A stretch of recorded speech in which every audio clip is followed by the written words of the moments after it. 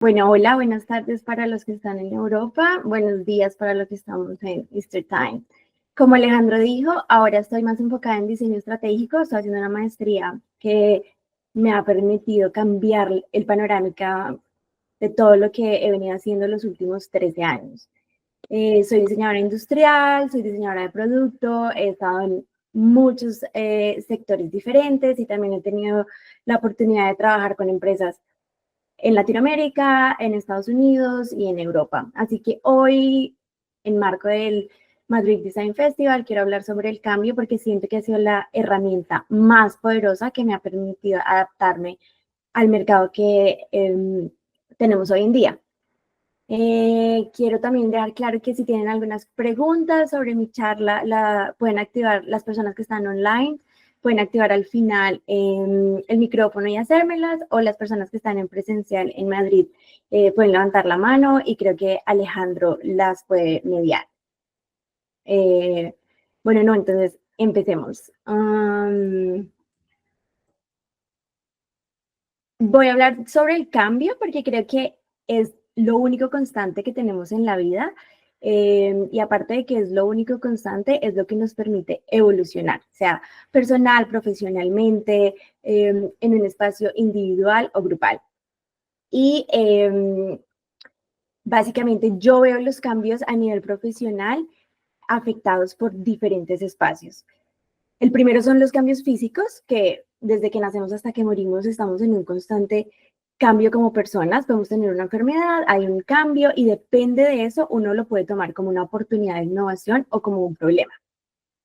Los duelos y las pérdidas también considero que son parte de estos cambios que nos hacen evolucionar. Uno pierde amigos, pierde trabajos, pierde ideas, pierde sueños, pierde familiares. La muerte también hace parte de eso y, y creo que eso es lo que a uno lo hace más fuerte. Cambios sociales, y los experimentamos, yo creo que hoy en día con todo lo que estamos viendo a nivel político, a nivel de guerra. Tuvimos una pandemia que hizo cambiar el panorama de absolutamente cómo veníamos viviendo, relacionándonos. Tenemos un cambio gigante a nivel de generaciones. Tenemos Gen Z, tenemos Millennials, tenemos Beta. Y siento que en este panorama empresarial eh, son los factores que más determinan cómo uno puede innovar, cómo uno ese cambio puede innovarlo de acuerdo a, a la tecnología y a la relación entre el ser humano y los avances que tenemos a hoy, 2025. Eh, y el último aspecto que considero bastante importante es la naturaleza. Creo que es la máxima referencia en todo mi trabajo profesional. Aparte de las estaciones y de que la naturaleza muere y renace todos los días y se reinventa, también enfrentamos un cambio climático que ha hecho cambiar la narrativa a lo que hoy podemos entregar como en soluciones empresariales, personales. Y de ahí yo parto de 3 principios de oposición al cambio que considero que debemos empezar a integrar y empezar a cambiar esta narrativa. El primero es que el miedo a lo desconocido hace que nosotros no podamos enfrentar el cambio, y eso se hace como un pilar de lo que nosotros creemos diariamente. Tenemos una resistencia muy grande como seres humanos a la pérdida y vemos la pérdida como una manera negativa. Entonces uno puede decir como, lancé un producto, no estuvo en el mercado como yo quise y esa pérdida es un error y lo asumo de manera negativa en vez de hacerlo de manera positiva. Y así es como tomamos decisiones y esas decisiones vienen afectadas a cómo resolvemos los problemas. Y la última es la seguridad y la zona de confort. Nadie está dispuesto a salirse de su zona de confort para enfrentar el cambio. Y es lo que nosotros pretendemos conseguir siempre, estar rodeados. O sea, si uno hace una inversión de un capital en una idea, quiere estar seguro de que el riesgo sea muy bajo, de que no haya ninguna pérdida, y siento que ese error también lo deberíamos como reprogramar. O sea, el error está invitado también a ser parte del crecimiento que tenemos que hacer en cuanto a los procesos que enfrentamos. Y aquí quiero recalcar de que todas las personas, así no estemos en la industria creativa, son netamente creativos. Cualquier situación de cambio nos fuerza a ser creativos. Si alguien se inunda, va a estar forzado a responder a ese cambio, ¿verdad? Aquí quiero hablar de una parte en Colombia que es Chocó. Chocó es el área de Colombia que no tiene agua potable y afronta más de 4 meses de inundaciones anuales. No tiene sistema de alcantarillado, pero aún así su población decide cómo enfrentar ese cambio, no dejando su casa ni diciendo como, ok, aquí no podemos vivir y nos vamos, sino que ellos han enfrentado el cambio para descubrir creativamente cómo pueden vivir entre todas las catástrofes naturales que tienen, la poca inversión del gobierno, y siguen ahí. Como comunidad han encontrado diferentes puntos y hay un montón de proyectos sociales que han hecho que ellos puedan seguir enfrentando ese cambio que hacen día a día. Y aquí sería súper importante mirar esta teoría que yo vengo diciendo con métricas.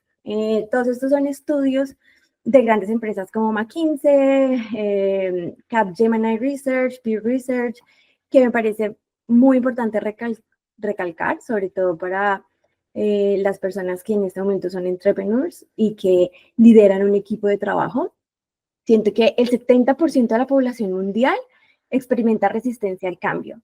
Y eso hace que las personas, esa resistencia genere ansiedad, estrés, que es lo que vemos hoy en el manejo de la salud mental y de lo que enfrenta todas las empresas en los equipos de trabajo cuando hay un problema o cuando hay una crisis o cuando se tienen que tomar decisiones fuertes. El 65% de las personas que tienen inteligencia emocional pueden adaptarse mejor al cambio. Y eso es súper importante verlo cuando uno va a elegir con quién trabajar. Si yo siento que mi inteligencia emocional no está adaptada al cambio, puede que yo enfrente un problema de manera diferente a mi líder. Entonces, considero que aquí uno debería también preguntarse a nivel personal, primero, cómo estoy asumiendo yo el cambio y estoy asumiendo mi crecimiento personal para después liderar otro proceso creativo.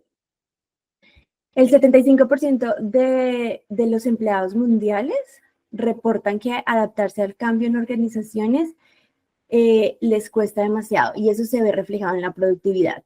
Entonces, cuando una empresa reestructura, cambia de jefe, necesita, no sé, trasladarse a otro nuevo edificio y los empleados no asumen este cambio de una manera positiva, eso se va a ver afectado en el resultado del CEO, del producto que tienen, de todo lo que está alrededor del negocio. Entonces, siento que aquí las empresas deberían afrontar más estos procesos para darle capacidad al empleado a adaptarse mejor, a ser más fuerte a esa resiliencia de los problemas.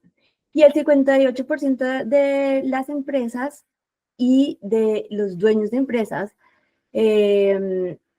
tienen mucho miedo a la transformación digital. Y yo siento que aquí es muy importante entender que la adaptabilidad de asumir ese miedo depende el éxito, yo creo que del 90% de las empresas exitosas que vemos hoy en día.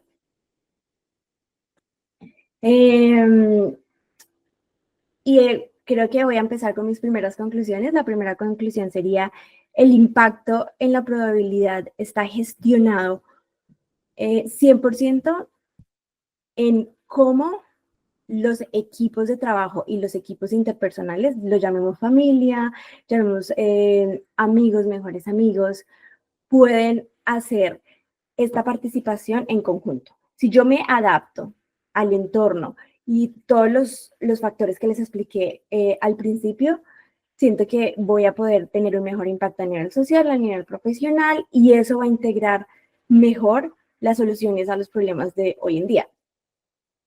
¿Quién se resiste al cambio? Considero que no tiene cómo ser exitoso y lo voy a explicar en 3 ejemplos básicos que creo que los hemos vivido.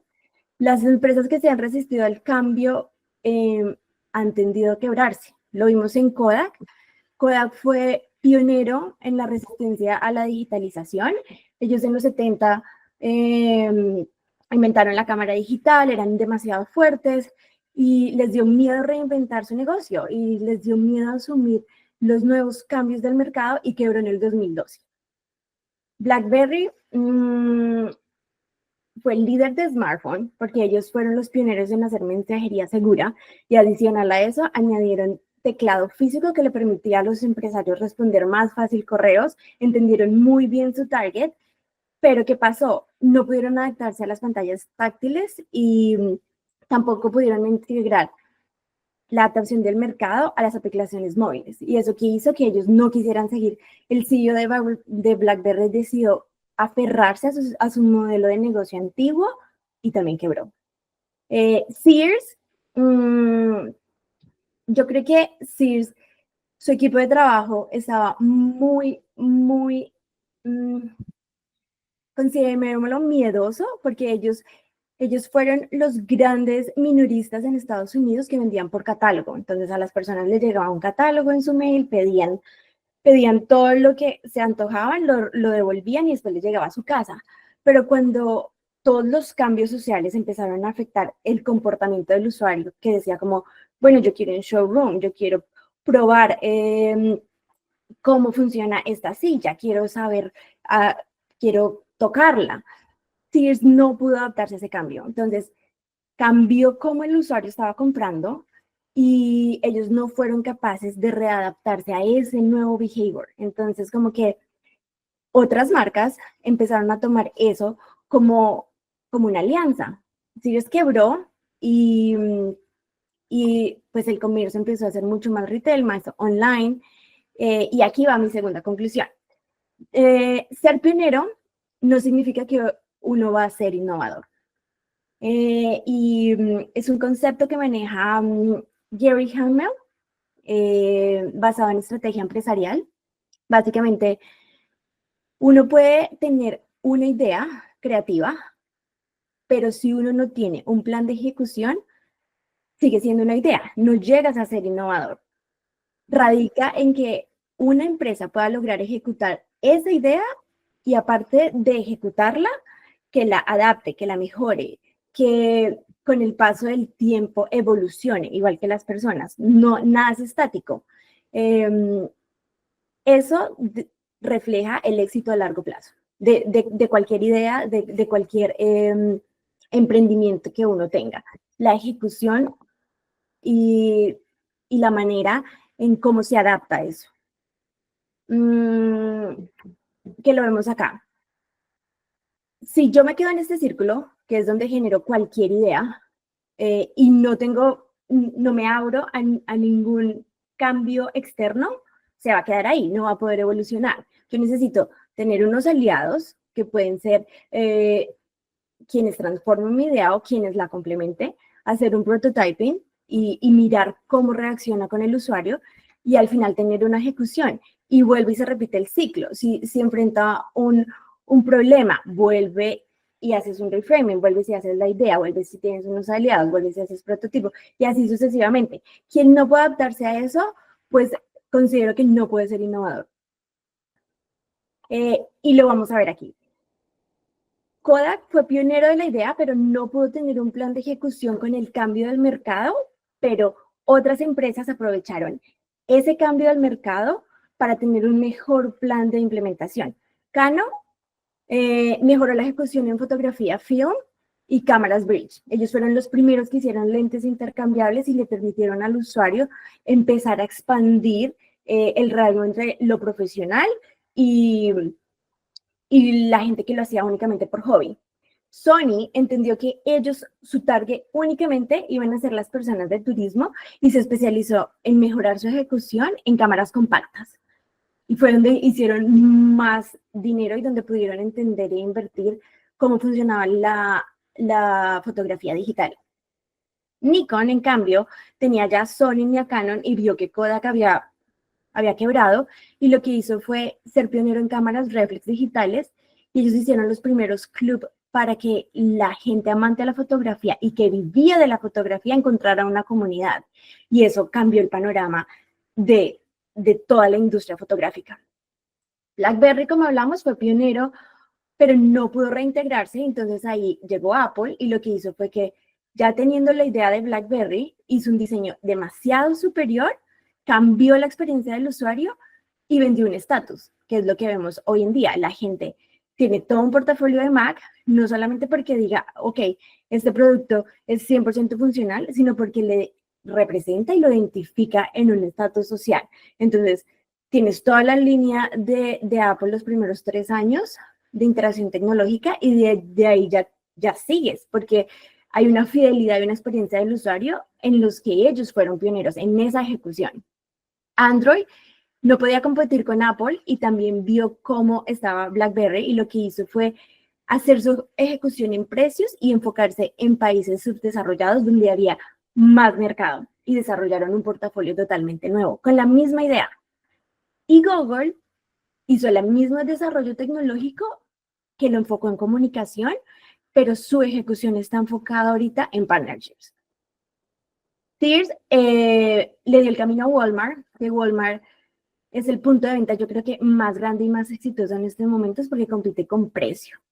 Los precios que Walmart maneje, nadie los puede combatir en el mercado y ellos lo que hicieron es que su modelo de negocio estaba tan enfocado en que el precio fuera el más bajo que lo monopolizó y ya nadie puede competir con ellos. Target, ventas online, fueron los primeros en hacer ese cambio de retail cuando Sears quebró. Y TJ Maxx, con la misma idea, la mejor ejecución que hicieron fue en retail. Ellos hacen reventa de todo el producto que las otras marcas no pueden sacar. Entonces siento que aquí uno puede tener una idea y puede ser pionero, pero si uno no logra ejecutarla, si no hay esa sinergia entre esos dos campos, no se puede innovar. Y de eso lo habla Ed Catmull, que creo que lo conocen, es el cofundador de Pixar y el que ayudó a que toda esa idea de Pixar que había de hacer las primeras películas digitales se materializara. Y él decía como que, bueno, él dice, uno siempre debe rodearse de las personas más inteligentes que uno. Uno debe conocer sus debilidades y rodearse de las personas que complementen esas partes en las que yo no soy buena, que tiene todo el sentido, porque eso va a potencializar. Absolutamente nadie puede hacer una idea exitosa solo. Necesitas una comunidad, necesitas un equipo de trabajo. Y siento que los líderes, muchos de los líderes que tenemos hoy en día a nivel político y a nivel empresarial, fallan acá. Porque, claro, hay una parte de ego y hay una parte de responsabilidad como de ser yo el que lidere este mando. Pero yo creo que el liderazgo humilde nos invita a eso, es un trabajo en equipo, no solamente una sola persona se tiene que llevar el crédito de todo. Y cuando uno se abre a poder compartir ese conocimiento y decir como, hagámoslo juntos, la narrativa cambia totalmente. Que es otro de mis pilares, que es tener partnerships y hacer la diversificación de esos conocimientos, nos ayuda a llegar a productos muchísimo más avanzados que si lo hiciéramos solo. Entonces, para mí, uno reconoce sus debilidades, se alía con los mejores y crea innovación. La sinergia entre las empresas, estos 3 ejemplos me parecen súper, bueno, actuales y demasiado difíciles de que no fueran exitosos. Apple y Nike se aliaron y crearon Apple Watch Nike Glass. Básicamente, Apple tenía un muy buen producto tecnológico, pero no tenía el conocimiento ni el background en fitness como lo tenía Nike. Y al integrarse, pues el mercado confía muchísimo más en decir como, bueno, voy a comprar el Apple Watch que está respaldado por todos los entrenadores de Nike y que me están dando doble beneficio solo con un producto. Muy diferente que si Apple hubiese querido entrar a competir solo con Nike. O si Nike hubiese decía, oh, voy a sacar mi smartwatch o voy a sacar mi producto como yo solo. Ninguno de los dos tenía experiencia en el campo opuesto. Nike nunca había producido tecnologías y menos dispositivos personales. Y Apple no tenía ni los datos ni la población robusta para ofrecer ese producto. El segundo es Tesla y Panasonic. Tesla fue pionero en carros eléctricos, pero tuvo una debilidad grande y era que ellos, sus baterías no las podían producir sosteniblemente, uno, y dos, no duraban. Intentaron mucho, hicieron muchísimos prototipos y al final dijeron quiénes son los que en esos momentos están más fuertes. Panasonic. Hicieron una de las alianzas más grandes y ahora son pioneros en baterías de carros. Y ya ese partnership va por siempre y los dos son, yo creo que los que lideran el mercado en eso. Amazon y Whole Foods, por medio de Amazon Prime, creo que integraron un nivel de negocio, bueno, ahora es monopolio, lo considero así, pero siento que fue demasiado inteligente. Amazon no tenía la plataforma de entrar en groceries ni en como el mercado orgánico y el wellness, mientras que Whole Foods ya tenía una experiencia y un background de años ahí. Y siento que al haberlo comprado, pues su portafolio se expandió demasiado y ahora la gente tiene muchísima más posibilidad que si lo hubiesen hecho solos, que si Amazon hubiese dicho como voy a montar mi propio supermercado. Entonces, esto me parece, esta sinergia de energías me parece una fuente clave hoy en día. Y aquí vamos con, creo que otro de los últimos pilares y es la confianza en la transformación. Yo creo que si uno confía en la capacidad de transformarnos como personas, como seres humanos, como cultura, uno puede cambiar organizaciones y puede cambiar muchos procesos que hoy en día no están bien. Porque la empatía y la innovación van de la mano. Aquí quiero recalcar algo que habla Tom y David Kelly. Ellos son los pioneros del diseño centrado en el usuario. Ellos crearon la fundación IDEO y todo el concepto de design thinking. Creo que para muchos es familiar. Y basan eso, en la empatía, en poderme poner en el papel del otro, en poder entender que mi problema puede ser el problema de otra persona, que el problema de otra persona puede ser mi problema. Y también ahí cambia demasiado la narrativa. Este es un ejemplo de transformación que me encanta. Dow Dietz era el director de General Electric. General Electric tiene otro portafolio que está en medicina y en healthcare y a él le dieron el capital para hacer una máquina de MRI, para hacer imágenes para niños. Era un proyecto de 18 billones, un proyecto que se tardó 3 años en hacerse realidad, que estaban demasiado orgullosos, el avance tecnológico era muy grande, habían muchísimas personas involucradas y al testearlo consideraban que era el producto más exitoso que habían podido sacar en la historia. Pero los niños crearon, pues era un dispositivo pediátrico para sacar imágenes de niños y era demasiado complejo el procedimiento. Entonces, al entender en el hospital que los niños tenían que ser sedados porque no eran capaces de entrar solos a ese dispositivo, que se había convertido en un trauma y en que los hospitales tuvieran que aumentar los anestesiólogos para que pudieran hacer ese procedimiento, hizo que cuando hicieran el prototipo no hubiese empatía con el usuario y se convirtió en algo que a la marca en ese momento no le importaba porque igual la tecnología ya estaba y era un procedimiento que sí o sí los pacientes tenían que hacer, pero era cero empático. Las personas no querían hacerse ese procedimiento, los papás no querían someter a sus hijos ahí. Había una desconexión gigante entre el usuario y el producto. Entonces, uno no puede decir a ese nivel en un prototipo de 3 años donde se han vendido tanto dinero, no, lo vamos a rediseñar. A nivel de negocio no funciona. Entonces lo que hizo Dietz fue básicamente tomar unas clases y estar con niños, ir a una guardería, entender cuál es el comportamiento de un niño, cómo funciona y qué se podía hacer en la parte externa, o sea, con qué cuento. Y de ahí desarrollaron toda una experiencia que se llamaron los Chief Adventures y era entender de que la experiencia del usuario no se había integrado con la tecnología que habían desarrollado.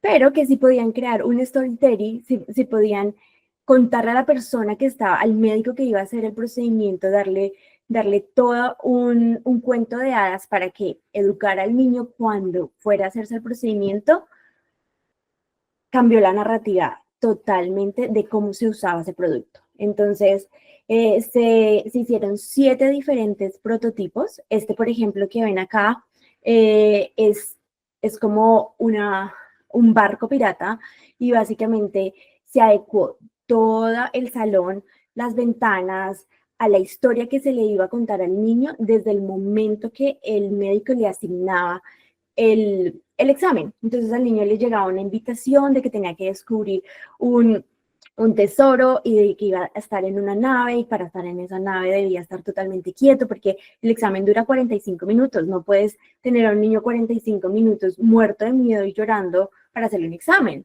Y eso hizo que ellos se impactaran y que pudieran salvar su producto. Aparte de salvarlo, de que fueran totalmente empáticos y que la experiencia se volviera algo positivo. O sea, cambiaron toda la narrativa de lo que venían a una experiencia donde los niños ya querían, antes que lo odiaban, ahora sí querían hacérselo. Y se redujo también el 90% de las personas que tenían que ser sedadas. Y siento que este tipo de proyectos y este tipo de empatía nos dicen mucho. O sea, nos dicen en qué podemos mejorar como líderes, en qué podemos mejorar cuando sacamos un producto, en qué estamos. Y todo esto lo resumo en un método que se llama el método de Scamper. Este método pues es muy viejo, es de los años 70, lo creó una persona que se llama Bob Ebel y ha sido aplicado en el sector educativo, en el sector psicológico, en el sector creativo, y es una técnica para estimular la innovación. De todo lo que les he hablado, de todos los factores que afectan, de todo lo que las empresas han evolucionado hasta hoy en día, se pueden generar mejores ideas si uno aplica este método. ¿En qué consiste? Es básicamente, pues, su nombre es un acrónimo de sustituir, combinar, adaptar, modificar, poner otros usos, eliminar y reorganizar. ¿Cómo se usa? Es muy fácil. Simplemente uno coloca sobre la mesa todos los factores cuando uno enfrenta un problema, sea un problema personal, sea un problema de lo que sea. Y lo evalúa. Listo, ¿cómo puedo yo sustituir? ¿Qué personas que están involucradas en este momento en el negocio las puedo sustituir? ¿Qué proveedores, qué nuevas alianzas puedo sustituir para que sea más eficiente? ¿Qué puedo combinar? No me está funcionando esto. ¿Qué fusión, qué sinergias, qué partnerships que puedo hacer para que yo pueda mejorar donde soy débil? Adaptarme. Cuando uno hace prototyping, siempre evoluciona el producto, la idea. ¿Cómo me puedo adaptar a una nueva tecnología? ¿Cómo puedo adaptarme a un nuevo team? ¿Cómo puedo cambiar la situación y hacer que lo que ya tengo, yo no pierda todo ese esfuerzo, sino que antes se transforme? ¿Qué puedo modificar? Hay muchas cosas aquí importantes y creo que en modificar también radica el miedo, porque cuando uno modifica, uno siente que está cambiando totalmente su principal idea, o cuando uno se inspira de otra persona y dice como, ok, me estoy copiando. No, hay una diferencia muy grande entre copiarse y inspirarte. Tú puedes inspirarte de alguien que ya hizo un nivel de negocio que le funcionó y puedes modificar a que sea diferente a ti. Puedes hacer que ese rendimiento que esa persona hizo te inspire para que algo que tú estés manejando solo con modificar ciertos aspectos funcione mejor.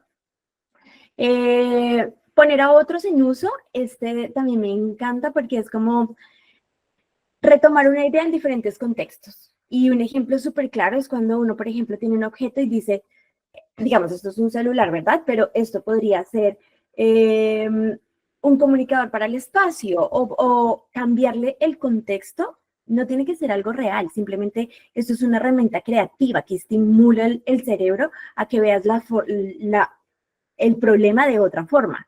Puedes tener una botella y tú puedes decir, esto no es una botella, esto es un masajeador. Pasa lo mismo con las ideas y pasa lo mismo con los problemas. Eliminar. Depurar cuando uno está con muchísima información hace parte del proceso creativo. Uno tiene que aprender a simplificar y uno tiene que pues, ser eficiente y eliminar lo que ya no sirve, sea material o sea factor humano. Y reorganizar, que puedo reacomodar diferente, que puedo invertir diferente. Y esta creería que es la herramienta y la base de cómo uno puede afrontar el cambio de una manera positiva. Alejandro, no sé si me queda tiempo. Tengo un último ejemplo que me gustaría ver, que resume de todo lo que hemos hablado. Este es un proyecto que nació en un niño de 14 años que se llama Ricardo Alba. Es creador del muro cisterna. Hoy en día, pues, esa persona tiene 28 años y creó Icogrupo. Y aquí podemos ver aplicado todo lo que les he venido hablando. Él empezó con una idea básica, fue una de las primeras personas. Básicamente en Bogotá había un problema de contaminación muy grande en los barrios de estrato 1 y 2. Él estaba en un colegio en el que había demasiado PET y no había casi agua. Entonces, su papá era arquitecto y su mamá era profesora, y básicamente su contexto y los cambios que enfrentaba día a día le hicieron pensar en esta idea, y fue como, ok, si yo recolecto toda el agua lluvia en todas las botellas que están en mi colegio, voy a poder hacer algo con esa agua. ¿Qué? Todavía no sabía. Entonces, ahí, ¿qué hizo? Buscar aliados. ¿Y quién era su primer aliado? Su papá.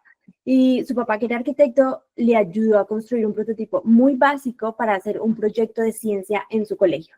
Era una canal que centralizaba el agua en, creo que eran 52 botellas, y daban 162 litros de agua que al final se podía reutilizar en los baños del colegio. Ya con esa idea, básicamente lo que hicieron fue hacer un prototipo y pedirle al colegio donde trabajaba su mamá si podían hacer un prototipo mucho más grande y pedir capital.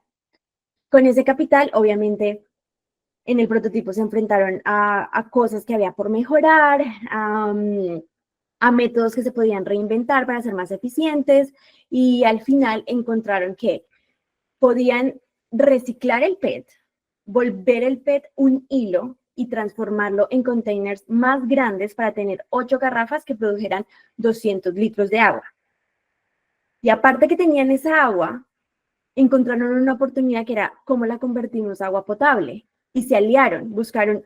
Ellos eran débiles en los filtros y dijeron, ok, busquemos una alianza, y se aliaron con una empresa que se llama Sawyer, y ellos les diseñaron, ellos ya tenían un filtro patentado, pero básicamente diseñaron y adaptaron lo que ya tenían a las botellas que ellos estaban haciendo, y tuvieron un impacto social grandísimo, porque la evolución de esta idea hizo que más de 70 colegios en los barrios de estratos 1 y 2 en Colombia tuvieran agua potable. Entonces, la evolución de esta idea creo que resume más o menos todo lo que mi charla ha hablado, y la herramienta de innovación que les comenté. Y ejemplos como esto hay muchísimos.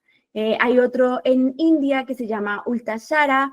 Ultashara es básicamente una sombrilla que recoge toda el agua lluvia y la transforma en agua potable por medio de unos filtros de carbono que se activan con unos paneles solares. India también presenta una, se usa para riego, y así nos podríamos quedar infinitamente compartiendo muchísimas experiencias. Así que, nada, quiero que alguien me responda a qué cambio te estás resistiendo hoy, ya sea personal o profesionalmente, porque creo que detrás de ese cambio hay una vida que nunca esperaste. Me gustaría, no sé, si alguien online o alguien presencial me pueda responder eso o quisiera compartir eso.